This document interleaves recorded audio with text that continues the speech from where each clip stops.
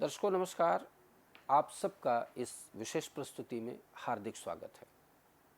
आइए हम परम पूज्य हितेंद्र कृष्ण जी महाराज का हार्दिक स्वागत करते हैं। महाराज जी, आपका इस कार्यक्रम में विशेष अभिनंदन, विशेष वंदन। आप आए इसके लिए हम बहुत ही प्रसन्न हैं, बहुत हार्दिक प्रसन्नता है हमको।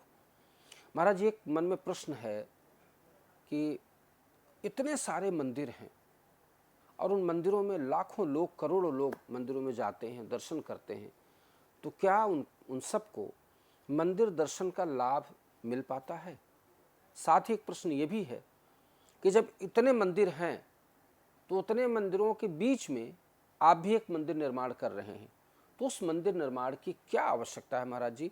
और वो आपका मंदिर और मंदिरों से अलग कैसे होगा, या उस मंदिर की क्या विशेषता होगी कि लोग वहां आएंगे और उनको मंदिर दर्शन का लाभ प्राप्त होगा? देखिए, सबसे पहला हमारी बात ये होगी कि मंदिर निर्माण की पद्धति हमारे सनातन में प्रारंभ क्यों हुई। मंदिर निर्माण करने की ज़रूरत क्या पड़ी। हमारे भारतीय परंपरा में 4 युगों का वर्णन किया गया है: सतयुग, त्रेता, द्वापर और कलयुग। सतयुग में बताया कि आप तप करोगे तो तप के द्वारा आपको भगवान का सानिध्य प्राप्त होगा, या फिर आप अपने जीवन का उन्मूलन कर पाओगे, अपने विकास कर पाओगे, अपनी आंतरिक शक्तियों को पहचान पाओगे। लेकिन जैसे ही सतयुग गया और सतयुग जाने के बाद लोगों की उम्र कम होने लगी, तो ऋषियों ने रिसर्च किया कि लाखों वर्ष तक साधना करना अब संभव नहीं है, हजारों वर्ष तक तपस्या करना अब संभव नहीं है। क्यों? क्योंकि इतनी उम्र ही नहीं है। तो क्या किया जाए? तो ऋषियों ने इसके लिए नई पद्धति खोजी। बोले, यज्ञ के द्वारा हम अपनी आंतरिक और बाहरी शुद्धियां की जाएं। जैसे यज्ञ करेंगे तो यज्ञ के द्वारा हमारा मन शुद्ध होगा, हमारा तन शुद्ध होगा, हमारी मन की विकृतियां दूर होंगी, और जब मन की विकृतियां दूर हो जाएंगी तो धीरे धीरे धीरे धीरे हमारा विकास होना प्रारंभ हो जाएगा। बाहरी विकास और आंतरिक विकास, जब दोनों विकास होंगे तब व्यक्ति को मोक्ष का अधिकार मिलता है। लेकिन जैसे त्रेता समाप्त हुआ, द्वापर आया, लोगों की आयु और कम हो गई। अब कौन करे वर्षों तक यज्ञ? प्रकृति से वो पदार्थ धीरे धीरे नष्ट होते चले गए। आयुर्वेदिक पद्धति से जो यज्ञ किए जाती थी, यज्ञ की संविधाओं का प्रभाव कम होने लगा। आप देखिए, रामचरितमानस में वर्णन आता है, हनुमान जी ने एक बूटी लेके आए संजीवनी, और उससे लक्ष्मण जी को कितनी बड़ी प्राण घातक शक्ति लगी थी, प्राण बचा लिए। लेकिन आज वही संजीवनी का प्रभाव धीरे धीरे समाप्त हो गया, कहीं देखने को नहीं मिलती। क्यों? युग का प्रभाव, समय का प्रभाव, प्रकृति की जलवायु का प्रभाव, धीरे धीरे वो औषधियाँ नष्ट होती गई। तो अब क्या करें? यज्ञ कर नहीं सकते तो क्या किया जाए? ऋषियों ने नई पद्धति खोजी। बोले, आप मूर्ति पूजा के द्वारा अपने अंदर की शक्तियों को जागृत करिए। अब बात आती है, महाराज जी मूर्ति पूजा करें किसकी, कैसे करें, इसका नियम क्या है? तो उसके लिए उन्होंने पूरा साइंस लगाया, वैज्ञानिक तर्क दिए। सबसे पहला काम, बोले इस प्रकार की भूमि का निरीक्षण किया जाए जहां पर धरती के अंदर विशेष प्रकार की ऊर्जा का संचार होता हो, जिसको आप सकारात्मक ऊर्जा कहते हो, पॉजिटिव एनर्जी जिसको आप कहते हो। उस धरती का चयन किया जाता है। धरती का चयन होने के बाद संपूर्ण परिकर में किसी भी प्रकार के लोह इत्यादि उपकरणों का उपयोग ना किया जाए। क्यों? क्योंकि ये नेगेटिव ऊर्जा प्रदान करते हैं। तो आप देखिए, जितने भी प्राचीन मंदिर निर्माण होते थे उसमें लोहे का उपयोग नहीं होता था। आज भी आप अयोध्या में चले जाइए, इतना बड़ा राम मंदिर बन रहा है, उसमें नाम मात्र का भी लोहा उपयोग में नहीं लाया जा रहा है, बहुत कम मात्रा में। क्यों? क्योंकि लोहा की उम्र ज़्यादा नहीं है, पहली बात तो, और दूसरी बात उससे ऊर्जा पॉजिटिव नहीं निकलती। अब बात आई कि मंदिर निर्माण के लिए आपने ज़मीन का चयन कर लिया, मंदिर निर्माण की रूपरेखा तैयार कर ली। अब मंदिर की ऊर्जा आपको प्राप्त कैसे होगी? तो उन्होंने खोज की विशेष प्रकार के पत्थर की, जिसको ब्लैक स्टोन कहा जाता है, काला पत्थर। और वो काला पत्थर कैसा था? जो ऊष्मा को अवशोषित भी कर सकता था और आपको प्रदान भी कर सकता था। आप देखिए भारत की जितनी भी प्राचीन मूर्तियां हैं, विग्रह हैं, वो ज़्यादातर काले पत्थर के हैं। क्यों है? क्योंकि उन काले पत्थर की मूर्तियों में एक विशेष प्रकार की शक्ति होती है जिसको आप चुंबकीय शक्ति कहते हो। वो चुंबकीय शक्ति क्या करती है? ऊर्जा के प्रभाव को अवशोषित करके और आपको रिचार्ज कर देती है।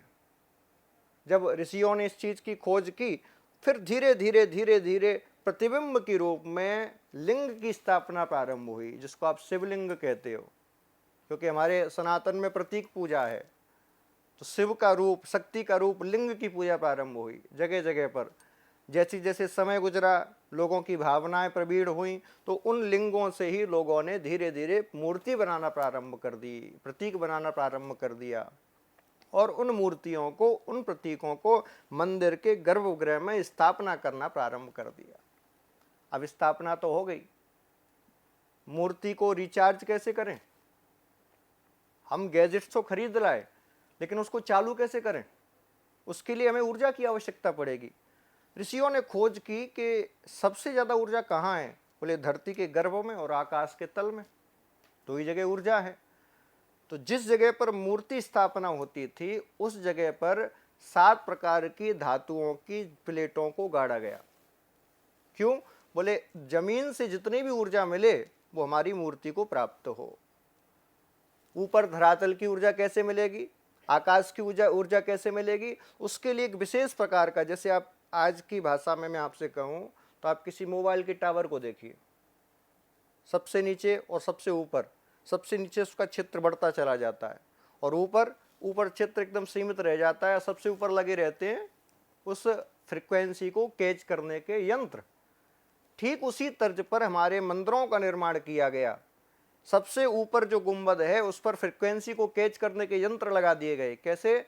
बोले सबसे ऊपर लगा दिया गया कलश, सोने का, पीतल का, तांबे का, जो आपकी वायुमंडल की ऊर्जा है, अंतरिक्ष की ऊर्जा है, उसको कैच करे, क्योंकि ऊष्मा का सुचालक है, करंट का सुचालक है धातु, उसको ऊर्जा को अवशोषित करे।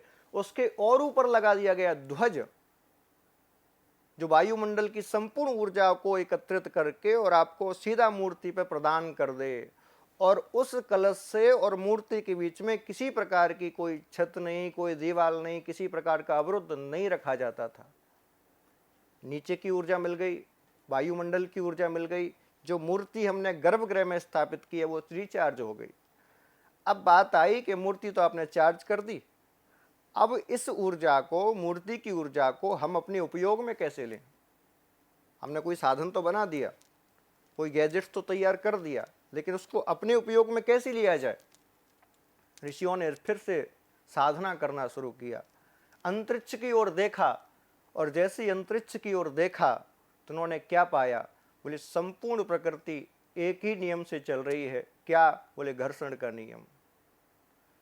एक ग्रह दूसरे ग्रह का चक्कर लगा रहा है तो ऊर्जा प्रकट हो रही है। सूर्य का चक्कर पृथ्वी लगा रही है तो ऊर्जा प्रकट हो रही है। समझ गए कि चक्कर लगाने से ही ऊर्जा का प्रवाह बढ़ता है, ऊर्जा प्रकट होती है। तो उन्होंने नियम बना दिया, बोले जो भी मंदिर में आए इस मूर्ति की परिक्रमा लगाए, चक्कर लगाए। जब परिक्रमा लगाओगे तो क्या होगा? बोले जैसे ही आप परिक्रमा लगाओगे तो ऊर्जा प्रकट होगी, आपकी जितनी नकारात्मक ऊर्जा है वो सारी मूर्ति अवशोषित कर लेगी और मूर्ति के अंदर जो पॉजिटिव एनर्जी है वो आपको प्राप्त हो जाएगी। पहली बात। अब दूसरा प्रश्न खड़ा होता है कि मूर्ति रिचार्ज कब तक रहेगी? किसी भी गैजेट्स को, किसी भी साधन को बार बार तो चार्ज करना ही पड़ेगा, तब तो जाके उसमें ऊर्जा हमेशा के लिए संचित रहेगी। उसके लिए जब ये खोज की गई तो ऋषियों ने एक नया सिद्धांत बनाया, पूजन विधि, आरती विधि। उस आरती के द्वारा उस मूर्ति में, उस विशेष प्रतिबिंब में निरंतर ऊर्जाओं को स्थापित किया जाए। हमारा शरीर 5 तत्वों से चलता है, चित जल पावक गगन समीरा। धरती, आकाश, जल, अग्नि और वायु। यदि एक भी तत्व की हमारे शरीर के अंदर कमी होती है एक भी तत्व कम होता है या बढ़ता है तो हमारा शरीर में कोई ना कोई कमी आना प्रारंभ हो जाती है, कोई ना कोई विकार आना प्रारंभ हो जाते हैं। उस विकार को दूर करने के लिए, मन को शांत करने के लिए, शरीर को ऊर्जावान बनाए रखने के लिए इन मूर्तियों में इन पंच तत्वों की स्थापना का विधान प्रारंभ हुआ, जिसको कहा गया प्राण प्रतिष्ठा। ये प्राण प्रतिष्ठा क्या है? पंच प्राणों को उस विशेष प्रकार की मूर्ति में स्थापित करना। अब आप देखिए, आप कभी पूजन विधि को गौर से देखें तो आपको पता चलेगा, सबसे पहले पंडित जी क्या करते हैं? सबसे पहले आरती उतारते हैं। उस आरती उतारने का भी विधान है, कभी समय मिला तो आपको विस्तार से बताऊंगा कि कितनी बार कहाँ आरती किस प्रकार से उतारनी चाहिए। आरती उतार के क्या कर रहे हैं? आरती उतार कर उस मूर्ति के अंदर अग्नि की स्थापना की जा रही है। उसके बाद क्या हो रहा है? उसके बाद हो रहा है बोले जल से चारों बगल घुमा के और सबको छिड़का जा रहा है। इसका अर्थ क्या है? जल की स्थापना की जा रही है। उसके बाद क्या हो रहा है? बोले उसके बाद चवर ढुलाए जा रहे हैं। चवर ढुलाने का अर्थ क्या हो गया? बोले उसमें वायु की स्थापना की जा रही है। इस प्रकार एक एक तत्व की जब मूर्ति में स्थापित होती है तो मूर्ति दिन प्रतिदिन चार्ज होती रहती है, और जब वो पूर्ण चार्ज हो जाती है तो उसका ऊर्जा, उसका प्रभाव हमें मिलना प्रारंभ हो जाता है। यही कारण है कि आपके गली मोहल्ले के मंदिरों में रखी हुई मूर्तियां काम नहीं करती, और आप किसी साधना स्थली पे जाते हो, किसी तीर्थों में जाते हो और एक बार दर्शन करने जाते हो, दर्शन करने से आपका मन प्रफुल्लित हो जाता है। क्यों? क्योंकि उस मंदिर को, उस मूर्ति को उस प्रकार से बनाया गया है कि आपका कल्याण हो। जब तक इस विधि से मंदिर निर्माण नहीं होगा तब तक आपको पूर्ण रूप से मंदिर का प्रभाव, मंदिर की ऊर्जा नहीं मिलेगी। आप चाहो कि केवल हम दर्शन करने जाएं भीड़ में और दर्शन करके इधर उधर धक्का मुक्की खा के और लौट आएं और हमारा कल्याण हो जाए, तो ये संभव नहीं है।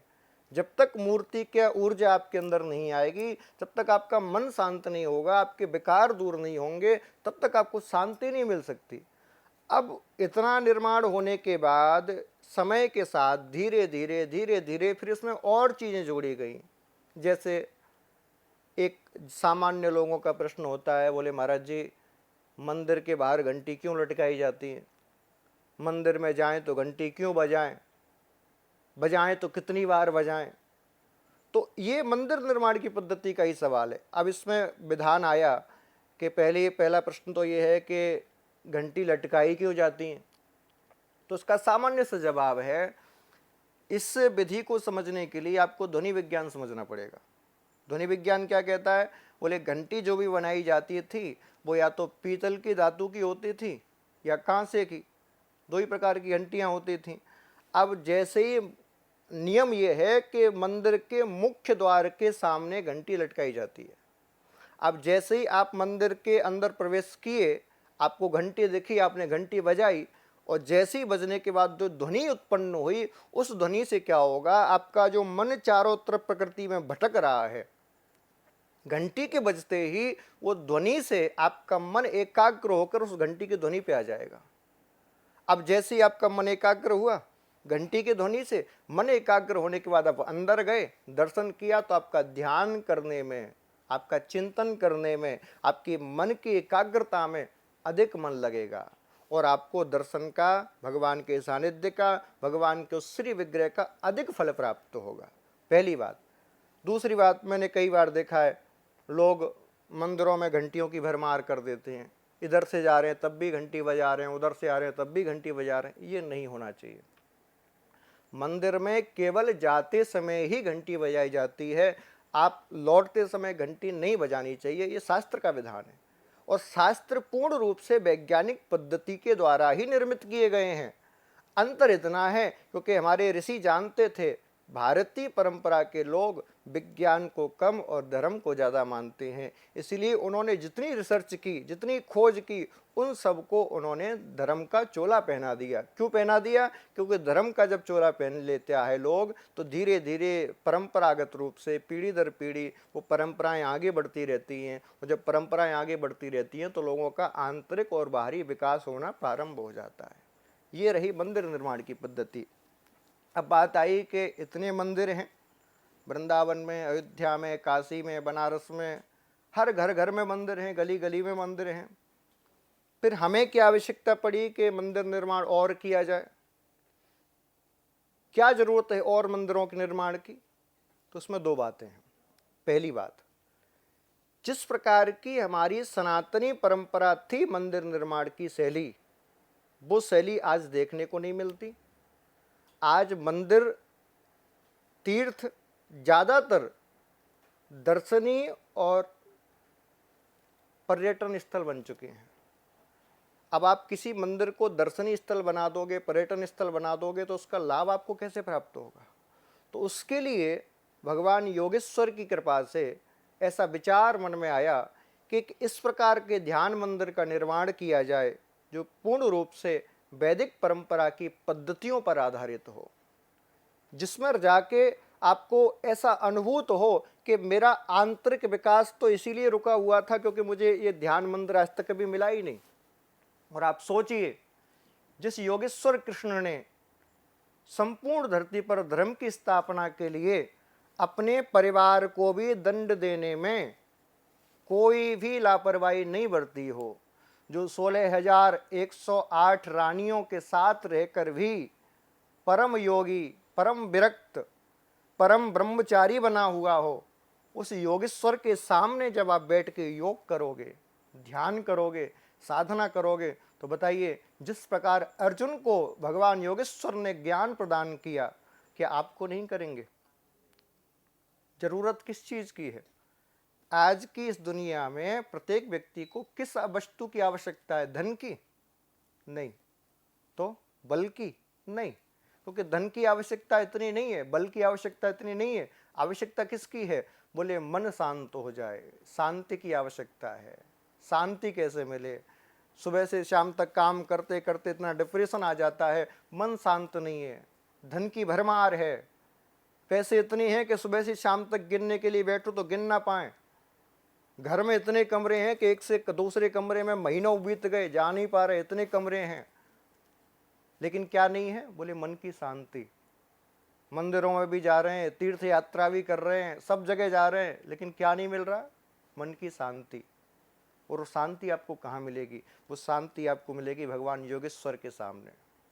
जब आप योगेश्वर भगवान के सामने बैठ के ध्यान करोगे, साधना करोगे, तो मेरी आपसे गारंटी है आपको वो मन की शांति प्रदान होगी जो अर्जुन को श्री कृष्ण ने दी। क्योंकि वो योगेश्वर भी खोज रहे हैं कि कोई मेरे इस योगेश्वर रूप को पहचाने, जिसकी वजह से मैं भगवान बन पाया, जिसकी वजह से आप मुझे पूजते हो, जिसकी वजह से मैंने गीता का ज्ञान दिया। उस योगेश्वर रूप की पूजा आप कहाँ कर रहे हो? उसको कहाँ आप जान रहे हो? भगवान की जितनी बाल लीलाएं हैं वो आपके मन को आकर्षित करके और अपने से जोड़ने के लिए हैं, लेकिन आपकी सच्ची सामर्थ्य तभी है, आप सच्चे भक्त तभी कहे जाओगे जब आप भगवान की बाल लीलाओं के साथ साथ उनके सुयोगेश्वर रूप को भी जाने, उनको पहचाने और उनके साथ। भक्त का मतलब क्या होता है? भक्त का मतलब ये नहीं होता कि हम कृष्ण के, राम के भक्त बन गए और राम राम करने लगे तो हम भक्त कहलाएंगे ना, ये भक्त का अर्थ नहीं है। भक्त का अर्थ है कि जिसके हम भक्त बने हैं, जिसके अनुयायी बने हैं, धीरे धीरे उस जैसे बन जाएं, ये भक्त का सच्चा अर्थ है। अब राम की मर्यादा को हमने समझा नहीं, कृष्ण के योगेश्वर रूप को जाना नहीं, राम के उस धैर्य को हमने समझा नहीं, कृष्ण की उन 64 कलाओं का ज्ञान नहीं, राम के उस वीरत्व का हमें ज्ञान नहीं, और केवल माला लेके राम राम करते रहें, कृष्ण कृष्ण करते रहें, राधे राधे कहते रहें, तो कैसे आप भक्त बन जाओगे? कि आपका कृष्ण आपसे प्रसन्न होगा? मैं आपसे पूछ रहा हूं कि आपका राम आपसे प्रसन्न होगा? नहीं होगा। क्यों? यदि अर्जुन भगवान कृष्ण के सामने बैठ के क्या कह रहा है? प्रभु मुझे युद्ध नहीं लड़ना, मुझे बाण नहीं चलाना, मैं तो आपका भजन करूंगा, मुझे नहीं करना ये युद्ध, मुझे नहीं चाहिए संपत्ति, मुझे नहीं चाहिए राज्य। मुझे बताइए, अर्जुन तो शरणागति ले रहा है, भजन करने की बात कर रहा है, वैराग्य लेने की बात कर रहा है। अर्जुन कह रहा है मैं भिक्षावृत्ति करके अपना जीवन यापन कर लूंगा। भगवान को तो गले लगा लेना चाहिए था। भगवान को तो प्रसन्न हो जाना चाहिए था, वाह वाह वाह तो ही मेरा सच्चा भक्त है। लेकिन नहीं, भगवान ने क्या कहा? भगवान ने कहा अर्जुन ये तेरा धर्म नहीं है कि तू भिक्षावृत्ति करके जीवन यापन करे। ये तेरा धर्म नहीं है कि तू मेरी शरणागति लेकर और अपने कर्तव्य पथ से दूर हट जाए। तेरा धर्म क्या है? देखिए इस बात को आप समझ लीजिए, आजकल लोगों ने धर्म को अपने हिसाब से मॉडिफाई कर लिया है, जिसमें जिसका लाभ होता है लोग उसी को धर्म बना देते हैं। नहीं, मंदिर जाना कोई व्यक्ति रोज जा रहा है, कोई व्यक्ति रोज तिलक लगा रहा है, कोई व्यक्ति रोज 10 माला पहन रहा है और वो कहे कि मैं धार्मिक हूं, इतना ही पर्याप्त नहीं है।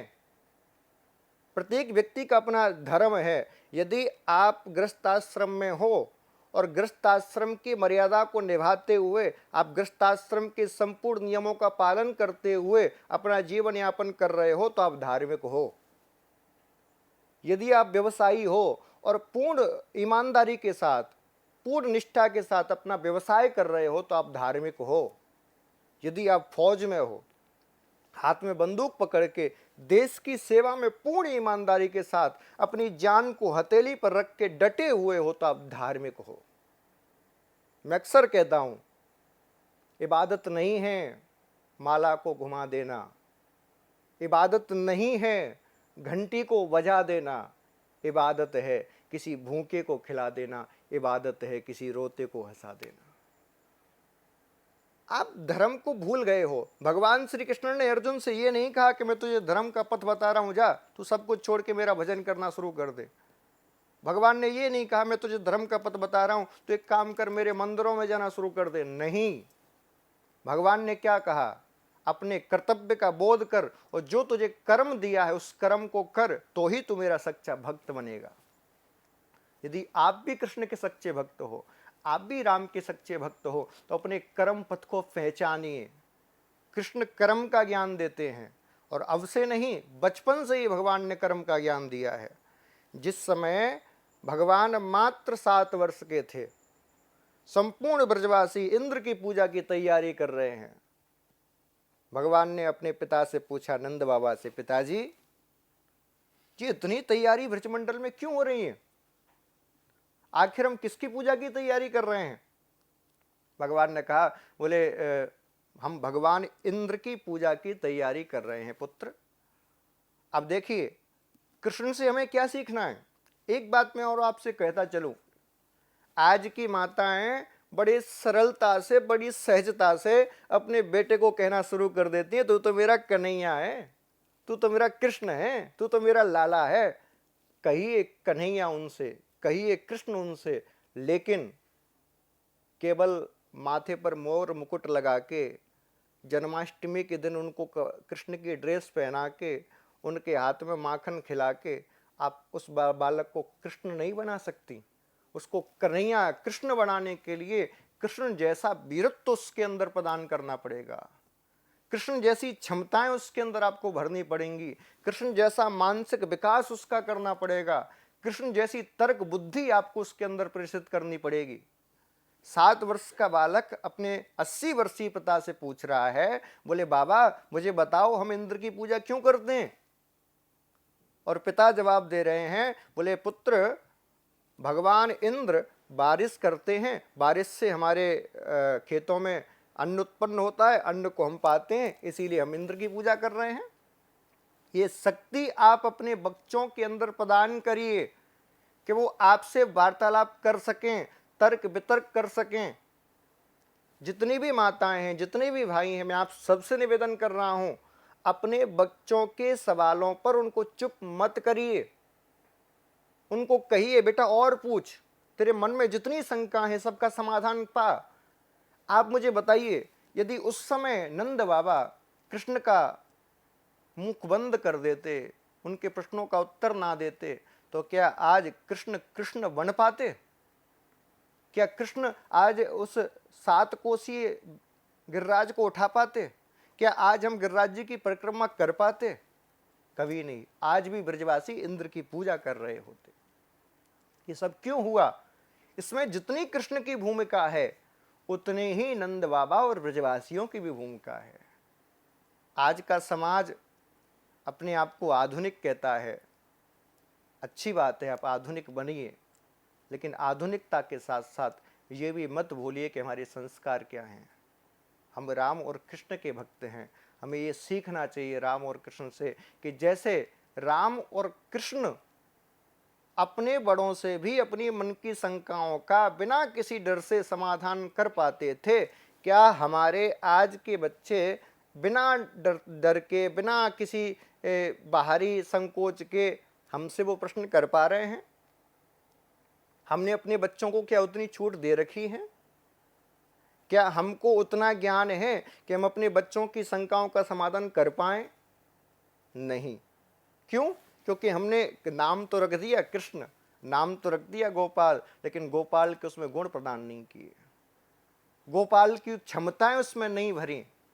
भगवान श्री कृष्ण ने कहा, बोले नहीं पिताजी, आप मुझे बताइए, क्या इस वर्ष हम इंद्र की पूजा ना करें, पूरा ब्रजमंडल पूजा करें तो हमारे खेतों में बारिश नहीं होगी? तब नंद बाबा को कहना पड़ा, बेटा तेरा तर्क सही है, यदि बारिश होगी तो सब जगह होगी, वरना कहीं नहीं होगी। अब तू बता हम क्या करें? भगवान 7 वर्षीय हैं और 7 वर्षीय कृष्ण क्या कह रहा है? बोले पिताजी, कर्मणा जायते जंतु कर्मणैव विलीयते, सुखम दुखम भयम क्षेमम कर्मणैवा विपद्यते। पिताजी, कोई देवता, कोई भगवान किसी को अच्छा बुरा नहीं करता। कर्मणा जायते जंतु, कर्म से ही संपूर्ण जीव जन्म लेते हैं। कर्मणैव विलीयते, कर्म से ही विलीन हो जाते हैं, मर जाते हैं। सुखम दुखम भयम क्षेमम, वो जो कुछ भी प्राप्त करते हैं केवल अपने कर्मों से प्राप्त करते हैं। ये कर्म का सिद्धांत 7 वर्षीय कृष्ण दे रहा है। समझिए आप कृष्ण को। हमने अभी कृष्ण को जाना नहीं, अभी हमने राम को जाना नहीं, केवल माथे पर तिलक लगा लिया और जय जय श्री राम के नारे लगा दिए, राधे राधे के नारे लगा दिए। क्षमा करना, इतने से राम और कृष्ण भक्त नहीं बनते, क्योंकि राम की जयकार तो काल ने में भी लगा रहा था, उसने भी भगवा वस्त्र धारण कर रखे थे, उसने भी माथे पर तिलक लगा रखा था। जब हनुमान जी मिलने गए तो उसने भी जय सिया राम कहा था। केवल इतना करने से राम भक्त नहीं बनते, इतना करने से कृष्ण भक्त नहीं बनते। राम और कृष्ण जैसी क्षमताएं हमें अपने बच्चों में अपने अंदर प्रदान करनी है, तब हम राम कृष्ण बनेंगे। और ये क्षमताएं प्रदान कौन करेगा? इस क्षमताओं को प्रदान करने के लिए ही हमने गुरु गृह सेवा धाम की स्थापना की है। हमारे गुरु गृह सेवा धाम का जो मुख्य उद्देश्य है वो इतना नहीं है कि केवल हम लोगों को भंडारे खिलाएं या रोज बस घंटी हिलाएं, ना ना ना।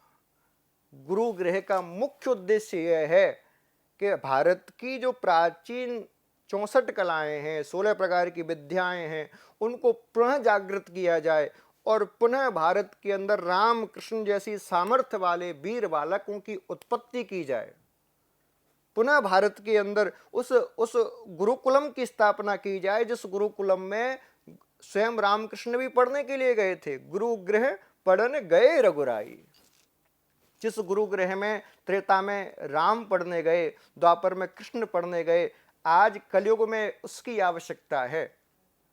त्रेता में था गुरु गृह, द्वापर में था गुरु गृह, लेकिन कलयुग में नहीं था। इसलिए अब समय आ गया है कलयुग में भी गुरु गृह की स्थापना करके राम कृष्ण जैसे वीर बालकों की उत्पत्ति पुनः की जाए, जिससे हमारा देश पुनः विश्व गुरु बन सके, हमारा देश पुनः आध्यात्मिक जगत में उस दिव्य कीर्ति पर पहुंच सके जहां आज का आधुनिक समाज जा ही नहीं सकता। आप टेक्नोलॉजी का उपयोग करके, साधनों का उपयोग करके कितने भी बड़े ऐशो आराम में जी लीजिए, कितनी भी सुख सुविधाओं का भोग कर लीजिए, अंत में आना आपको धर्म की शरण में ही पड़ेगा। और धर्म की शरण में आके यदि आपको शांति ना मिले तो वो कैसा धर्म, वो कैसी शरणागति।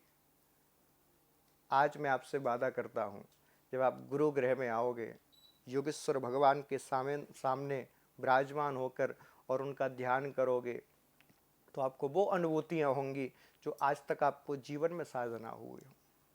इसके लिए आपको सबको मिलकर भारत में एक अभियान चलाना होगा गुरु गृह के लिए, कि हमें आवश्यकता है। महाराज जी का उद्देश्य नहीं है, हमारा उद्देश्य है ये हम सबकी आवश्यकता है, हमारे बालकों की आवश्यकता है। हमारा कर्तव्य बनता है कि महाराज जी नहीं करेंगे, हम गुरु गृह की स्थापना करेंगे।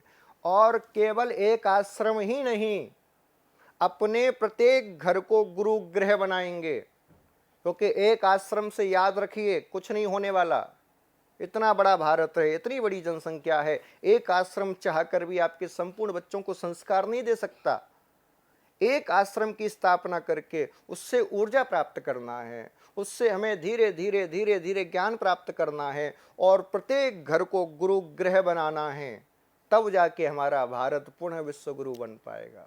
तब जाके हमारे भारत में फिर से रामकृष्ण परमहंस जैसे, स्वामी विवेकानंद जैसे, महाराणा प्रताप जैसे, सूरदास जैसे भक्त, मीराबाई जैसे भक्तनियां फिर से प्रदान होंगी। फिर से भारत में वीर बालकों का जन्म होगा और फिर से ये भारत विश्व गुरु कहलाएगा।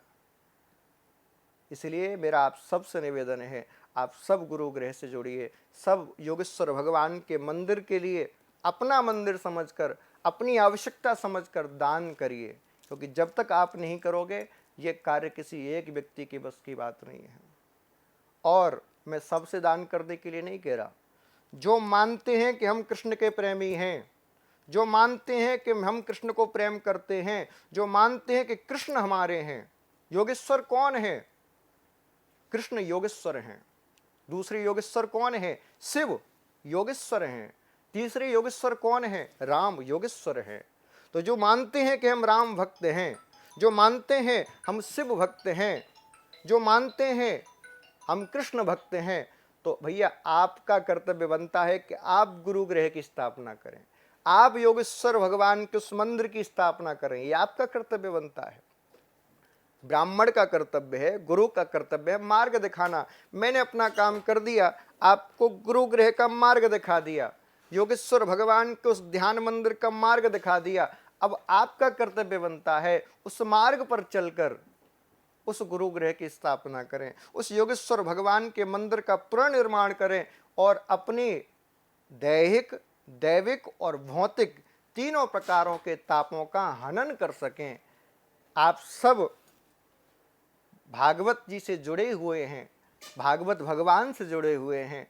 आप हमारे भारत के जाने कितने विद्वान ब्राह्मण, कितने विद्वान कथावाचक दिन प्रतिदिन कथाओं का वाचन करके संपूर्ण समाज में धर्म का उत्थान कर रहे हैं। और आप देखिए उसी भागवत का प्रथम श्लोक जो महात्मों में संपूर्ण कथावाचक कहते हैं, क्या कहता है? सच्चिदानंद रूपाय विश्वोत्पत्त्याद हेतवे तापत्रय विनाशाय श्री कृष्णाय वयम नुमः। तीनों प्रकार के ताप, दैहिक, दैविक और भौतिक, तीनों प्रकारों के तापों को हनन करने की, समाप्त करने की यदि किसी के अंदर सामर्थ्य है तो वो किसकी है? श्री कृष्णाय वयम नुमः। श्री कृष्ण की सामर्थ्य है। तो भैया हमें भी उन तीनों प्रकारों के तापों से यदि मुक्ति चाहिए, तीनों प्रकारों के ताप जो हमें शरीर को व्याप रहे हैं, मन को व्याप रहे हैं, हमारी बुद्धि का विकास नहीं हो पा रहा, हमारा मन संकुचित रहता है, तो भैया आपको भी योगेश्वर की शरण में आना ही पड़ेगा। आपको भी सनातनी अभियान से जुड़ना पड़ेगा। बहुत बट लिए हम परंपराओं में, बहुत बट लिए जातिवाद में, और उसी का आज परिणाम है कि आप देखिए कितने ऐसे क्षेत्र हैं जिसमें विशेष रूप से धर्म परिवर्तन के लिए अभियान चलाए जा रहे हैं। ये क्यों हुआ? इसका केवल और केवल एक कारण है कि हम बंटते जा रहे हैं, बढ़ते जा रहे हैं, बढ़ते जा रहे हैं। कोई जाति के नाम पर बटा हुआ है, कोई धर्म के नाम पर बटा हुआ है, कोई वर्ण व्यवस्था के नाम पर बटा हुआ है। आज इस बंटवारे को समाप्त करने का दिन आ गया है, क्योंकि आज नहीं कर पाए तो याद रखना कभी कर नहीं पाओगे। आज आपके पास मौका है इस संपूर्ण बंटवारे को समाप्त करके, और हम हैं सनातनी की इस परंपरा को आगे बढ़ाएं। आज आपसे कोई पूछता है आप कौन हो, आप क्या कहते हो? मैं ब्राह्मण हूं, मैं ठाकुर हूं, मैं बनिया हूं, मैं हिंदू हूं, मैं मुसलमान हूं, यही तो कहते हो। लेकिन क्या आपने कभी कहा कि मैं भारतीय हूं? लेकिन क्या आपने कभी कहा कि मैं सनातनी हूं? नहीं कहा। क्यों? क्योंकि आपको उस परंपरा में बांट दिया गया है, बांध दिया गया है। और याद रखिए, किसी भी प्रकार का बंधन यदि आपके जीवन में होगा तो आप मोक्ष नहीं पा सकते। चाहे धर्म का बंधन हो, चाहे समाज का बंधन हो, चाहे घर परिवार का बंधन हो, चाहे आपका निज बंधन हो, या आप किसी भी प्रकार के बंधन से बंधे हुए हो, तो आप मोक्ष के अधिकारी नहीं हो। आपको मोक्ष चाहिए तो आपको सनातनी परंपरा से जुड़ना ही होगा, क्योंकि सनातन आपको बांधता नहीं है, सनातन आपका विकास करता है, चहुमुखी विकास। आप दसों दिशाओं में खुलकर श्वास ले सकें, वो आपको सनातन देता है। इसीलिए आप सब एक अभियान से जुड़िए, और सब आज के बाद कोई भी पूछे आप कौन हो, तो एक ही आपके मुख से आवाज आनी चाहिए, हम हैं सनातनी, हम हैं सनातनी, हम हैं सनातनी। बोले अब नहीं बटना हमें, अब हम केवल सनातनी बन के रहेंगे। अब बात आती है, बोले महाराज जी बताया तो आपने बहुत अच्छी बात, लेकिन जुड़े कैसे? तो उसके कई माध्यम हैं। आप गूगल सर्च करिए www.gurugrah.com, उस पर वेबसाइट पे आपको सारी जानकारी मिल जाएगी, आपको जुड़ने की सारी पद्धति मिल जाएगी, आपको फॉरम मिल जाएंगे, या फिर जहाँ भी हमारी कथाएं होती हैं वहाँ आके आप जुड़ सकते हैं, या फिर वृंदावन में जो हमारा कार्यालय है गुरुगृह का, वहाँ भी आके आप गुरुगृह से जुड़ सकते हैं, हमें सनातनी अभियान से जुड़ सकते हैं। और मैं आपको वादा करता हूँ, एक बार आप गुरुगृह से जुड़ गए तो आपके बच्चों को संस्कार देने का काम गुरुगृह का होगा। आपके बच्चों को केवल आध्यात्मिक ही नहीं, आध्यात्मिक, सामाजिक और भौतिक विकास कराने की जिम्मेदारी गुरुगृह की होगी। उसमें केवल यही नहीं सिखाया जाएगा कि भजन कैसे करें, उसमें यह भी सिखाया जाएगा कि धन कैसे कमाएं, उसमें यह भी सिखाया जाएगा कि अपने शरीर को स्वस्थ कैसे रखें, उसमें यह भी सिखाया जाएगा कि तन को स्वस्थ रख के, मन को स्वस्थ रख के, धन कमा के फिर संसार का विकास कैसे करें। यानी कि आपको चहुमुखी विकास चाहिए तो आपको गुरुगृह के साथ आना ही पड़ेगा, हम हैं सनातनी कहना ही पड़ेगा। जब तक आप ऐसा नहीं करोगे, मैं आपको गारंटी से कहता हूँ, कितनी भी कथाएं सुन लो, कितने भी मंदिरों में आप दर्शन कराइए, कितनी भी तीर्थ यात्राओं में यात्राएं कराइए, आपका विकास नहीं हो सकता। विकास चाहिए तो आप गुरुगृह में आइए। बहुत बहुत धन्यवाद, बहुत बहुत साधुवाद। जय जय श्री राधे। जी महाराज, बहुत बहुत धन्यवाद महाराज जी। आपने बहुत कम शब्दों में इतने सुंदर ढंग से समझाया, मुझे हार्दिक प्रसन्नता है महाराज जी। और आशा है हमारे दर्शक भी आपकी भावनाओं को, आपकी बातों को समझ पाए होंगे। निश्चित रूप से आपने एक योगेश्वर भगवान श्री कृष्ण के इस दिव्य मंदिर निर्माण की जो बात आपने बताई, वो बहुत ही सुंदर लगी महाराज जी। मैं तो सभी दर्शकों से भी प्रार्थना करूंगा कि आप सब महाराज जी के इस सत्संकल्प में आप सब जुड़ें, मंदिर निर्माण में सहभागी बने और अधिक से अधिक पुण्य लाभ अर्जित करें। आप सभी का हार्दिक स्वागत। सब्सक्राइब करें हमारे YouTube चैनल साधना गोल्ड को और पाएं वीडियो सबसे पहले। और हाँ, बेल आइकन दबाना ना भूलें।